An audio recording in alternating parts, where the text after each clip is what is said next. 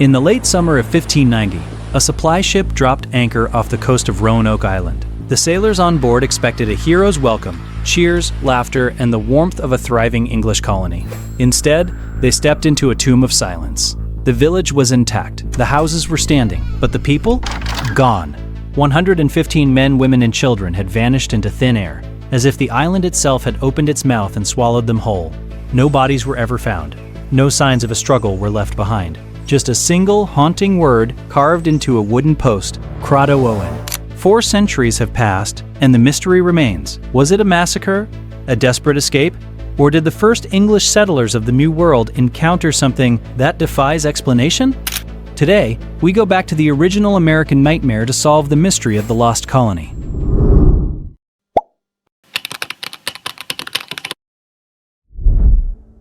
To understand the disappearance, we have to understand the desperation.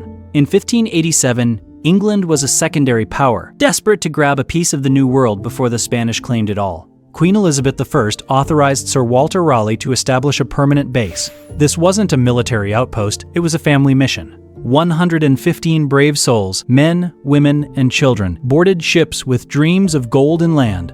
Among them was John White, the colony's governor, and his pregnant daughter, Eleanor. Soon after landing, Eleanor gave birth to Virginia Dare, the first English child born on American soil. She was a symbol of hope, but that hope was short-lived. The soil was sandy, the local tribes were rightfully suspicious, and the supplies were dwindling. Within weeks, the dream of a paradise became a fight for survival. The clock was ticking, and the settlers knew that without help from England, they wouldn't survive the winter.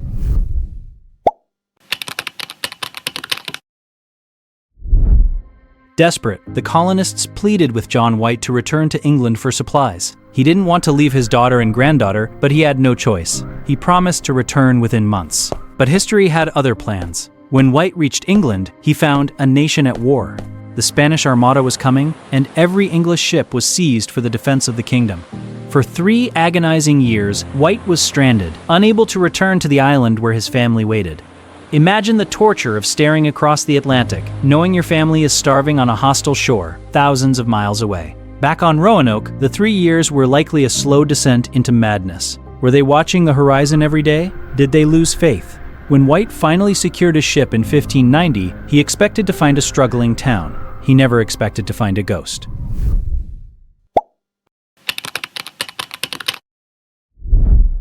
When White finally stepped onto the beach in 1590, the sun was setting. He blew a trumpet and sang English songs into the woods, hoping for a reply. Only silence answered him. When he reached the settlement, he found a scene that would haunt him until his death. The heavy wooden palisade, the wall built for protection, was still there. But the houses had been taken down. This was a crucial detail. It suggested the departure was planned, not a frantic run from an attacker. Then, he saw it. Carved into a tree near the entrance were the letters CRO, and on a massive wooden post, the word Croatoan was etched in bold capital letters. There was no cross, the prearranged signal for distress. White believed this meant they had simply moved to Croatoan Island, the home of a friendly tribe. But a massive storm was brewing. The ship's anchors were breaking. The crew refused to stay. Forced by nature, White was dragged away from his family once again, never to return. He died in England, a broken man, never knowing if his granddaughter was alive or dead.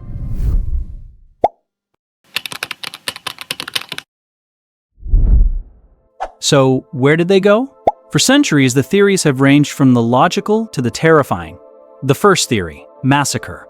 Some believe a local tribe, tired of English encroachment, slaughtered them all and hid the bodies. But why leave the buildings intact? Why carve a sign? The second theory, the Dare Stones. In the 1930s, a series of stones were found across the southeast, allegedly carved by Eleanor Dare, telling a story of misery, disease, and death at the hands of savages. Most were proven fakes, but the first stone remains a chilling mystery. Then there is the darker theory, starvation. Some historians suggest the colony turned on itself, that in the dark of winter, they resorted to the unthinkable to survive, and the survivors eventually fled, carrying a secret too dark to tell. But the most widely accepted theory is assimilation. Many believe the settlers simply moved in with the local tribes, married, and disappeared into the DNA of the American landscape. To this day, families in the area claim to have gray-eyed ancestors, a trait not found in native populations until the English arrived.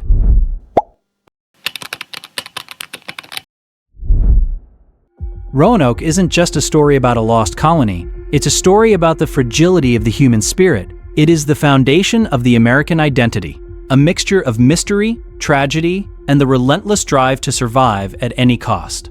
Every time a new piece of 16th century pottery is found in a North Carolina swamp, the world holds its breath, hoping for a final answer. But perhaps some mysteries are meant to remain unsolved. The word Croatoan isn't just a location. It's a reminder that even the most powerful dreams can vanish into the mist. 115 people walked into the woods and became ghosts. And in the silence of the Roanoke forests, if you listen closely, you might still hear the echoes of a trumpet, waiting for an answer that will never come. So, what is the ultimate truth of Roanoke? Was it a tragedy of blood and survival, or the world's most successful vanishing act? We may never find the remains of the lost settlers, and we may never fully decode the message left on that wooden post. But perhaps Roanoke is a mirror. It reflects our own fears of being forgotten and our endless curiosity about the unknown.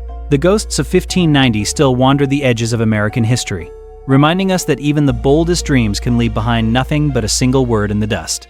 If you enjoyed this deep dive into history's greatest mysteries, make sure to subscribe to the channel and hit the notification bell. We have many more untold stories waiting for you. Thanks for watching, and we'll see you in the next one.